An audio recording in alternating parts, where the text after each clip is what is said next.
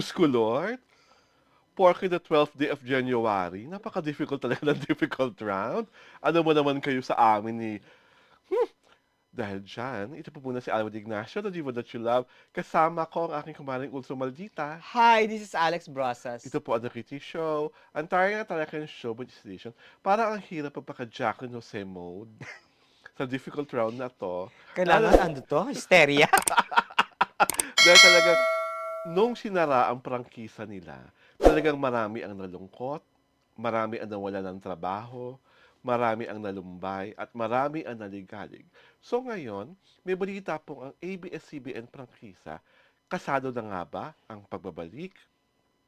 Kaya po natin naiulat ito dahil ang House Bill number 11252 na ipinakilala sa plenaryo ni Representative Jose Sarte, Joey Sarte Salceda, na ang titulo, ang pamagat ay ang An Act Granting the ABS-CBN Corporation, formerly ABS-CBN Broadcasting Corporation, a franchise to construct, install, operate, and maintain television and radio broadcasting stations in the Philippines and for other purposes. So, ngayon po may nag-sponsor na ng bill.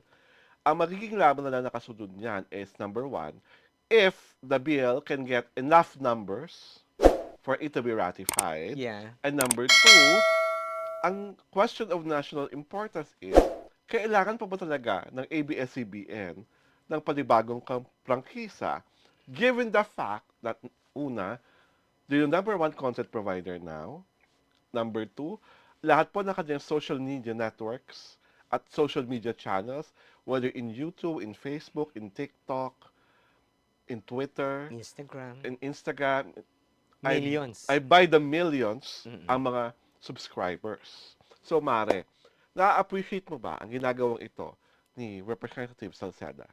Yeah, I appreciate it because it's about time that ABS-CBN should return to free TV. Mhm. Di ba? Kasi maraming nawala ng trabaho. So, how long has it been? 5 years? 3 years? 4 years? Matagal na. Oo, di ba? Oo. Oo, parang 6 years yata, Oo, di ba? 6 Parang years. more of 6 years, di Oo, ba? yes, yes. Oh, tawag dito. So, it's about time na maano sila, mabalik ang prangkisa nila, di ba? Kasi, whether we like it or not, ABS-CBN is part of our collective lives. Mhm. It has been part of our life, Mhm. di ba?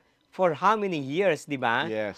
So, I think it's but proper, di ba? Mhm. Ang question lang is, sabi mo nga, are there enough numbers Yes. para mapabalik ang prangkisa ng Oo. ABS-CBN? Kasi alam na po naman po, Di ba? kailangan na, number one, may mahusay na lobbyist team. Yeah. Na kung sino man ang dapat mag-hire ng lobbyist team. I don't know if Sir Carlo Catigbac would even dare to do that Mm-mm. or even put millions for a lobbying office to lobby and get the numbers they need. Kasi kailangan you almost have like 80% of the House of Congress Oh. to get that franchise and also 80% of the numbers in the Senate. I don't believe in lobbying. Hindi ba? Kasi hindi kasi kailangan mong mag-lobby para umusad yung bill. Kasi kung halimbawa si Joey Salceda lang ang gagawa niyan, kailangan niyang magkumbisi pa ng ibang congressman. There should not be convincing. Ah. It should, alam mo ako, I believe, if you are a true human being, Mhm. your moves, your actions are better seen by your conscience. Ah. Ganun lang yon. There's no need for lobbying. Ah. Kung Okay. naniniwala ka, kung tao naniniwala ka na dapat ibalik ang prangkisa ng ABS-CBN, you do your thing. Okay. Ganun lang yon. Pero ang question kasi is that, hindi na rin naman ganun kalakas ang free TV. At alam natin ang karanasan ng dating number one competitor ng ABS-CBN. Mahinang-mahina ang free TV earnings nowadays. Konti na rin ang nanonood ng free TV. Diba? Kaya nga, ganun ang dominance ng ABS-CBN sa online world Kasi ang mga tao ngayon, mas online na talaga ang pinapanood. No, no, no, no, Di no. ba? Hindi ka naniniwala doon, No, Mare? no, no, no, no. Humina ang Ang free TV, audience sa free TV because ABS-CBN was booted out ah, from the competition. okay. Pangalawa, bakit humina? Kasi Yung naiwan, yung naiwan, so-so lang ang mga ah, palabas. kumbaga, naiwan na nga kayo, ito na yung oportunidad nyo Oo, para to magmahusay, shine. magmagaling, Oo. to shine like a diamond, hindi nyo pa ginawa. And you cannot, you cannot doubt it. You know Mhm. why? Pag nag-open ka ng show nila, dapat, pag commercial break na. Mm. Area ng mga commercial na yan. Hindi. Mhm. Studio plugins. Mas marami silang studio plugs ng Oo, commercials. ng Alam ko commercial. yan. Di ba? Kasi minsan nasa bus ako, Mm-mm. palabas yung mga palabas Oo. nila, nakikita ko na mas maraming studio plugs Oo. kesa sa actual advertisement. Mm-mm. Ngayon, sino ba nakaisip na una sa content provision Mhm. sa online? ABS-CBN, Mhm. 'di ba? You know why? Yung DCMM teleradyo nila. Mm. How long has it been in that Format. format, 'di ba? Gumayang lamang sila eh, Mhm. 'di ba? Yung TFC channel nila, Mhm. 'di ba? Ang tagal na Mm. bago nakaisip yung Karibal Oo, ng na tayo international. rin, Oo. 'di ba? Does it not make you gaya-gaya? More than the gaya-gaya. Sa akin kasi parang, Oh, now that the ABS-CBN Studios is reaping gold as mm. far as reach, viewership, and subscription. Kasi sa akin parang pride na lang kung the franchise is concerned. Parang they can live, napatunayan na nila na even without a franchise, sila pa rin ang network of choice. Yung shows pa rin nila ang pinapanood. But you have to take into consideration that if you have a Ah, franchise and yeah. you're shown on free TV, mas bilyones ang Ah, yeah. kikitain The mo. advertisers will come in. Oo, 'di ba? 'Yun ang essence ng free TV. Mhm.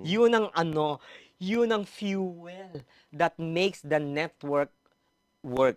Make the network more liquid. Oo, more liquid, 'di ba? Mhm. 'Yun ang although they can survive, pero hindi mas higit yung kanyang Oo. net income. Okay. Iba pa rin yung may free TV ka. Mhm. Ngayon, ang nakakaano kasi is they were not in the although may free TV naman sila because may Channel 5, 'di ba, Oo, na oo, nag-aano, oo. pero konti lang yung ano. Oo. Pero ang nakakaano doon, parang they led the way to online platform, Mhm. 'di ba? By providing content yung iba nagsunuran na.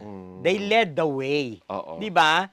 Pero unsuccessful yung mga sumunod. Wala tayong magagawa, wala tayong pakialam doon. Oo, 'di Hayaan ba? mo sila. Basta importante, they led the way and they continue to lead the way.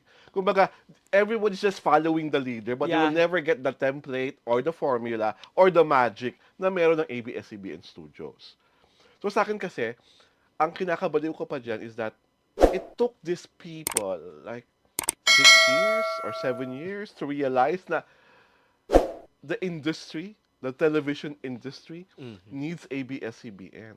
Parang, sa akin lang po parang, ang tagal. Ang tagal bago naliwanagan ng pag-iisip. Di ba?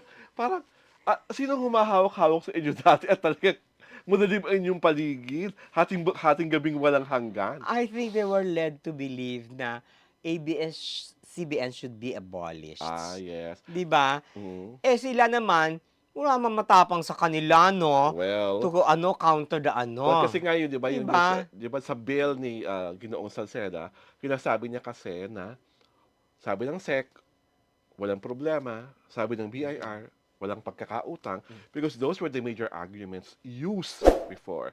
Kaya nawala ang franchise. And alam mo naman nating lahat na that time, it was just really a big moro-moro, if not a zarzuela, na ang Mm. mabait pa nga na Sir Carlo to actually participate on something na alam na rin naman natin kung ano ang Kahihinatnan. kakaharapnan, di Mm. ba? So Parang ano, ngayon, I hope hindi ito laro. well, everything is a play. And everything is a ploy. 'Di Well, ba? Hindi yan maitatatwa, sabi nga ni 'di ba? William Shakespeare, everything is, di ba? Everything is stage. Parang all of us are actors na. 'Di Di ba? ba? Ang taray namin masyado ni kumaring ultra maldita. Iba kung ano-ano na pinagsasabi namin. Anyhow, inaanyahan po namin kayo na mag-subscribe sa aming YouTube channel, which is of course Anjario Tirada. At syempre pa, kami po ay pwede niyong panoorin at abangan sa aming Facebook pagina, ang Diaryo Tirada.